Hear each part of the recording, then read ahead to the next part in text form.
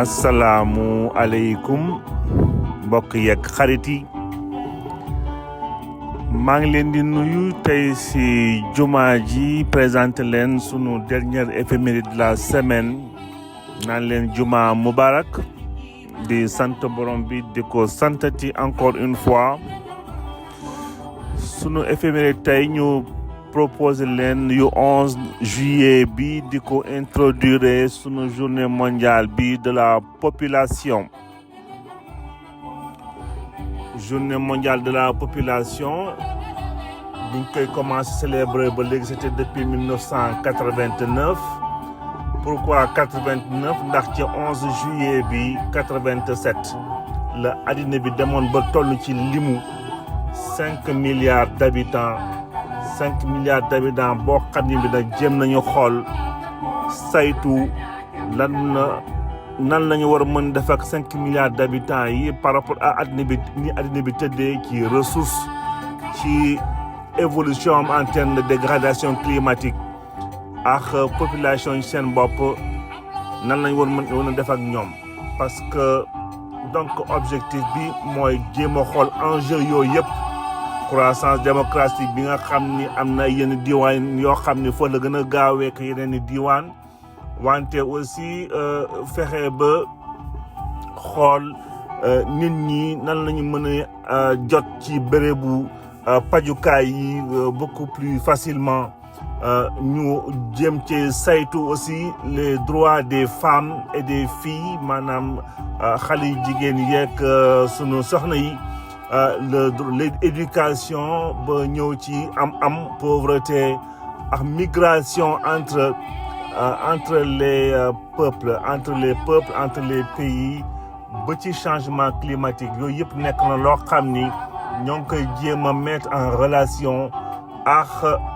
population bi évolution population yi 2023 thème bi nekkoon libérer le pouvoir de l'égalité des sexes rendre les voix des femmes et des filles audibles donc li ñuy wax population bi yëpp ñoo ngi koy wax ci sens aussi reproduction limite jéem a xool nan la ñuy protéger jigéen nan la ñu mën a encadrer ni muy fexe ba am doom ci àddina bi ñun ñëpp nag xam nañu muy l'islam muy christianisme amul benn religion bu ci nangu ay planning familial mbaa yu demee noonu wante ci monde moderne ñu ngi koy jéem a xool ñoom nan lañ koy fexe ba buñ ko terewul tamit ñu encadrer ko pour que jigéen mën a retrouver aussi ay droits am ci égalité dans le cadre de l'égalité des sexes xale yi jigéen ñi tamit ñu war leen mën a protéger aar leen ci li nga xam ne déjà mooy nekk en priorité pour ñoom mooy éducation ak seen liberté wu am doom saa yuñ ko bëggee donc forcément bu ñuy liggéey ci sujet yooyu dañuy xool ci dëkk bi nga xam ni population yi seen évolution moo gën a gaaw ba tax na en 2025 ren muy ba démb ba tey boo demee tey Kédougou mooy centre xeexum wala célébration journée mondiale de la population bi ñoo ngi retenir thème bu Sénégal bi tey automatiser les jeunes en vue d'avoir des ménages favorables à la capture du dividende démographique pour un Sénégal équitable et prospère. li tax ñu choisir aussi Kédougou dafa fekk aussi Kédougou ñu nattoon foofu taux de pauvreté boo xam ne bi xawoon na jéggi dayoo ba ci 61,9% boo xam ne bi ci biir Sénégal wala ci sud bi mi ngi ci à 60%. donc Kédougou nekk na loo xam ni nekk na am nañu taux de pauvreté bu xaw a inquiétant chômage bi tamit bëri fa ba ci même indice yi 61,9%. bu fekkee au niveau national taux de chômage bi ngi ci 37,8%. taux de fécondité bi naturellement aussi mu élevé forcément yëpp c'est ñoom ñëpp ñoo àndandoo 5,2 enfants par femme ci loo nga xam ni ñoo ngi koy comparé ci au niveau national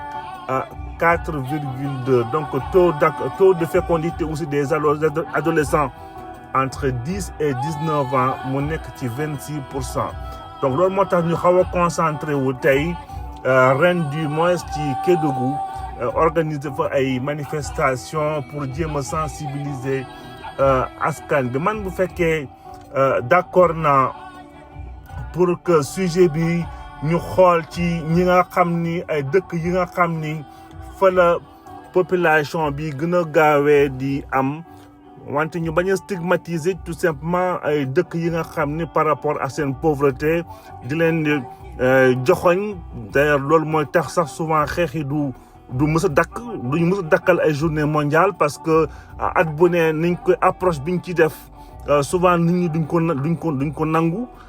parce que dañ leen di stigmatiser tout simplement. Parce que problème de population nekkul loo xam ni c'est uniquement lié à la pauvreté ou ay taux de fécondité. Am na ay dëkk yi nga xam ni am nañu ay moyens pour éduquer seen population, waaye manque de main d'œuvre bi tax na ba ñuy encourager souvent ay immigration, nit ñi war a dem feneen. Donc am na ay dëkk yu bëri dañu am problème de population bi nga xam ne du renouveler wu. Donc pour fay seen ay retraite, pour que yeneen métiers yu bëri ñu continuer encore di am yenn services yi di am, il faut que toujours ñu def appel ci ay migrants yi nga xam ne ñooy ñëw assurer loolu. Sans compter aussi ce qu'on appelle entre guillemets les fuites des cerveaux yi nga xam ne te pourtant kenn taxawul di leen stigmatiser ci sens boobu. Donc ñuy def toujours attention ci lépp li nga xam ni mooy liggéeyum ci population, ñu bañ ci stigmatiser tout simplement ñi nga xam ni seen loxo jotul seen ginnaaw. Donc nekk na sujet bu am solo di ko jeexalee fii rek ci kaddu Thoraya Ahmed Obey bi naan chaque femme, chaque fille est un rêve humain unique et précieux qui a le droit de jouir de chances égales et de droits de la personne universellement reconnus, où qu'elle soit née ou qu'elle vive. Le moment est venu de redoubler d'efforts pour placer l'égalité entre les sexes au sommet de l'agenda international de la paix et du développement. Donc forcément population yi ñoo ngi koy jéem a yóbbu ci sujet boo xam ne bi yàlla xam ne du sujet boobu ay égalité des sexes. Égalité des sexes mi ngi nekk sûrement ci ay yeneen i domaines yi nga xam ne ça n'a rien à voir ak population ci boppam, parce que fii ñoo ngi jéem a tout simplement culpabiliser ay pays en voie de développement mbaa ay pays yi nga xam ni seen loxo jotul seen ginnaaw. dañ ñaanal bésum jàmm, excellent week-end à tout le monde. dikkaat fii ci talaata ji ginnaaw altine bi jour férié la, dikkaat fii yeggale waxtaan bi. Bon week-end à tout le monde. di sàkku encore borom bi barkeel wërsëg leeg njaboot li te musal ñu seytaane. Juma mubarak encore à tout le monde.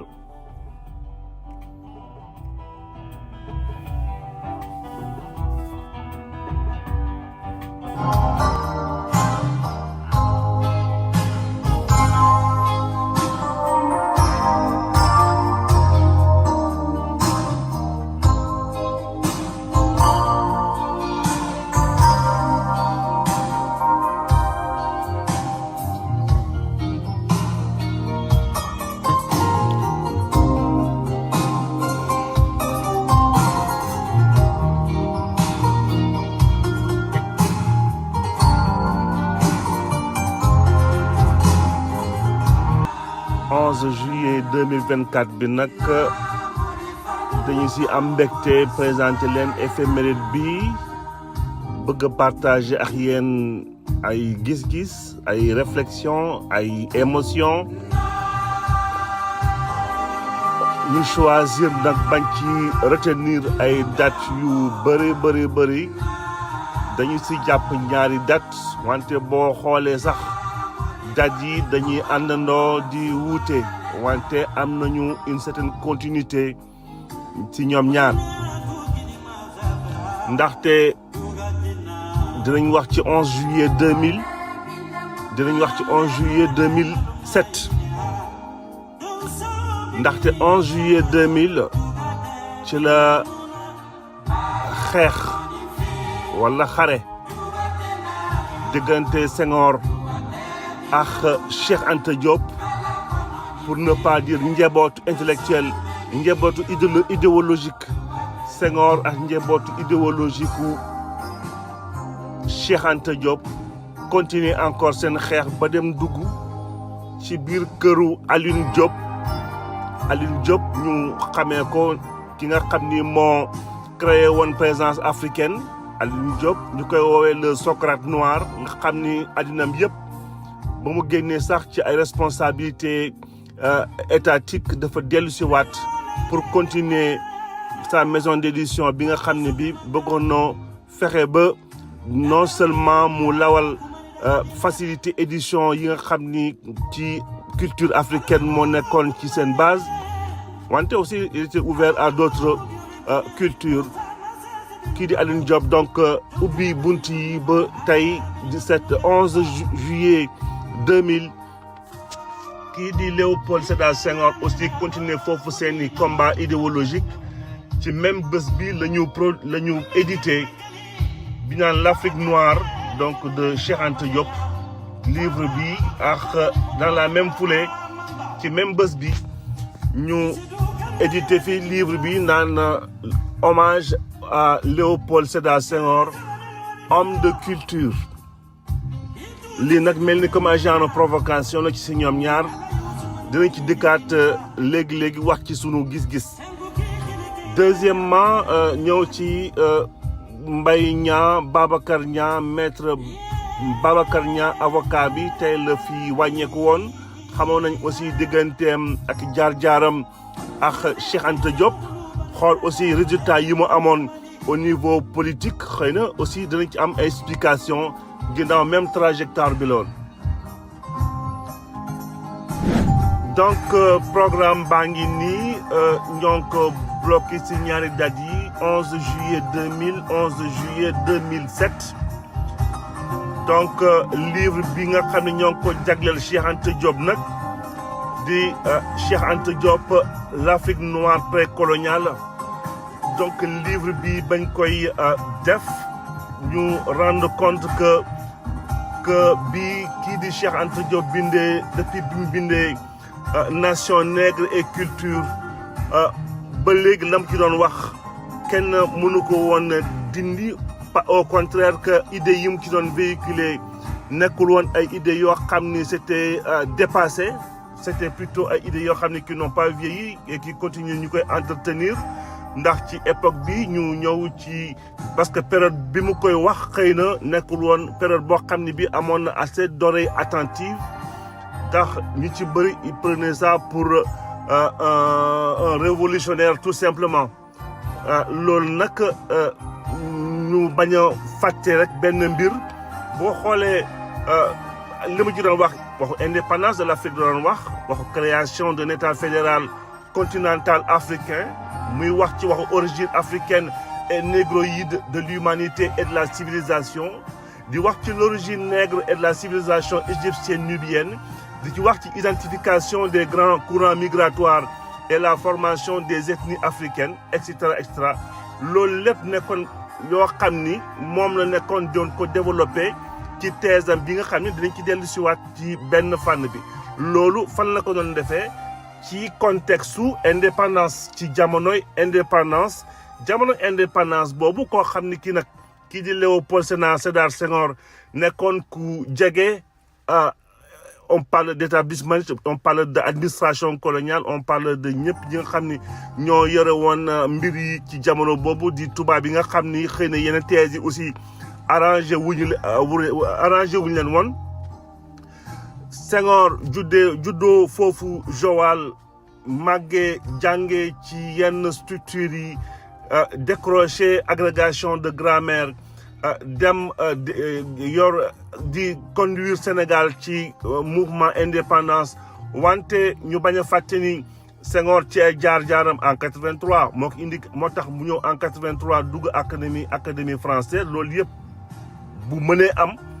xëy na taxawaay bi au niveau intellectuel nekkoon na taxawaay boo xam ne bi c'était compatible ak culture européenne forcément parce que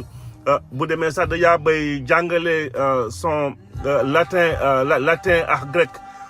fii ci France ba dem ba participer ci ñi nga xam ne ñoo bind constitution française en 1945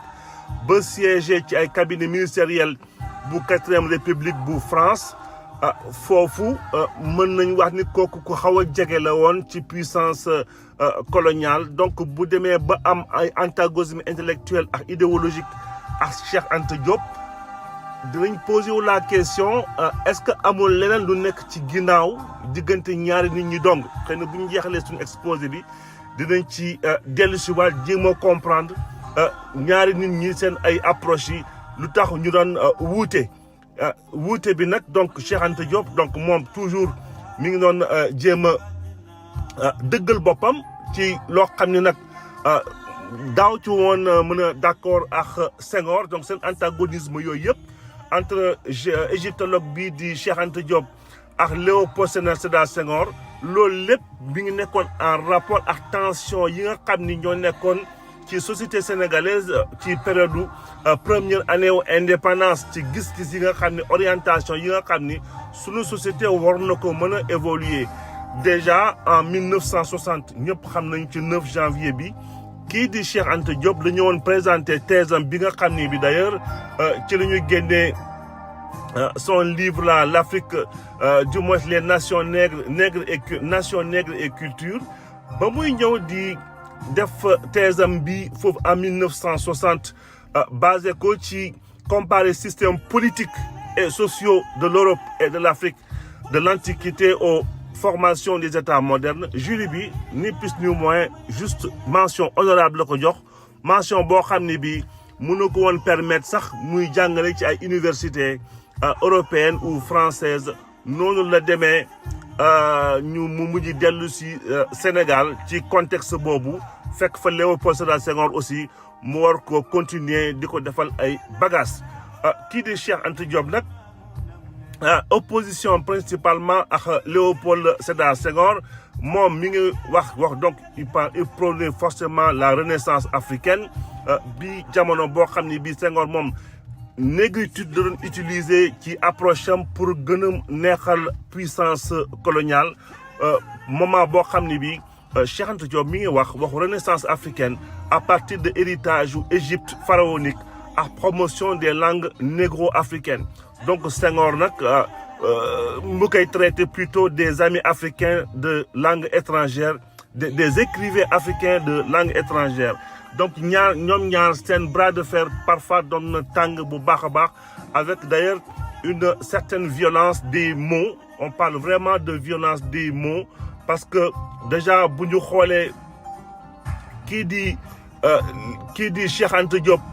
la ma waxoon si jamono boobu bi Senghor doon génne cette fameuse phrase l'émotion est nègre et la raison elle est hellène kii di Cheikh Anta Diop bi nga koy naan il est fréquent que des nègres d'une haute intellectualité restent victimes de cette aliénation au point de chercher à codifier ces idées nazies d'une prétendue dualité de nègre sensible et émotif créateur d'art et du blanc fait surtout de rationalité. C'est ainsi que s'exprime une bonne fois un poète nègre africain dans un vers d'une admirable beauté. L'émotion est nègre et la raison est hellène. Donc kii di Cheikh Anta Diop jàpp ni mon mission am c'était de combattre l'inculture qu'entraîne la désinformation servie par un pédantisme nourri et entretenu par le chef même de l'exécutif, un certain Léopold Sédar Senghor. Donc loolu nag kii di Senghor jàpp ni attaque yooyu nga xam ne Cheikh Anta Diop moo ko koy attaqué du lenn dul yaama neexul la du tegu ko ci fenn on parle d'attaque opposition crypto personnelle mooy daal dama dag may wax lii parce que neexuma la quoi donc au lieu ñu poursuivre seeni réflexion au niveau idéologique et au niveau intellectuel donc Cheikh Anta Diop noonu la ko kii di Léopold Sédar Senghor tere ko sax jàngale foofu ci université mu yóbbu ko foofu IFAN di Institut fondamental d'Afrique noire muy continuer foofu ci def ay recherche am au niveau politique noonu la ko Senghor aussi xeexee dem recruter ñi nga xam ne ñu nekkoon ci BMS di bloc des masses sénégalaises pour jéem a désintégrer parti politique bi nga xam ni bi kii di Cheikh Anta Diop amoon na ko doon na ko am ak tous ses collaborateurs noonu la ñu dissoudre seen parti boobu dissoudre aussi FNS du Front National Sénégalais dem na ba Senghor dem na ba topp sax kii di Léo topp Cheikh Anta Diop bi muy créer encore un autre parti politique juste ci benn consonance ci benn mot bi doon siggi comme siggi naan ko siggi kenn du ko bindee ak ñaari G wante benn G lañ koy bindee loolu lépp nekkoon ay xoqatal yi nga xam ni Léopold Sédar Senghor doon na ko amal ak Cheikh Anta Diop ci seen ay jaar-jaar mais boo seetloo ba seetlu li waral mbir yëpp mooy kii dafa xëcc fii li ko intéressé woon mooy mbir yi mooy kii di Cheikh Anta Diop li ko intéressé woon surtout moom ci gis-gisam du woon moom jëmmam mais forcément Afrique wante Cheikh Anta comme Léopold Sédar Senghor ci gis-gisu Cheikh Anta Diop la ma doon def lépp c'était pour que mu mën a am promotion et puis être bien vu entre guillemets par le blanc pour que mu mën a am un certain projet politique une certaine carrière politique surtout bon noonu la Sénégal noonu la Senghor aussi téye sunu réew pendant des dizaines d'années pendant 20 ans logiquement ba bi muy jox lengay Abdou Diouf en décembre 80 noonu la mbir yi jeexee donc nekkoon ñaari dualité yi nga xam ni ñaari antagonisme am nañ ci ñaari intellectuels yi ba tey le 11 juillet 2000 ñu ku nekk bind sa publier foofu ci maison africaine édition ci présence africaine ci mën nañ li ñu mën tuddee këru Alioune Diop donc continuité boobu nag ñu kii di Mbaye Niang PLP di ko rendre aussi hommage ci 11 juillet 2007 binaa bi mu fi wàññeekoo Mbaye Niang PLP Babacar Niang PLP donc à l'âge de 77 ans nekkoon candidat élection présidentielle bu 21 février 93 donc ci PLP amoon nag résultat yu xawoon na bon Babacar Niang PLP moom déjà mi ngi juddu woon à Kaolack en 1930 commencé ses études donc ci Dakar ba dem continuer ko Sorbonne puis École nationale des impôts de Paris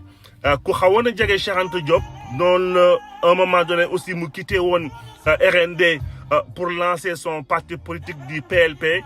officiellement le 31 août 1983 donc comme ni nga ko wax les 88 dem na fi élection pour recueillir à peu près plus de 8000 voix ak 75% des suffrages exprimés ci élection présidentielle bu 88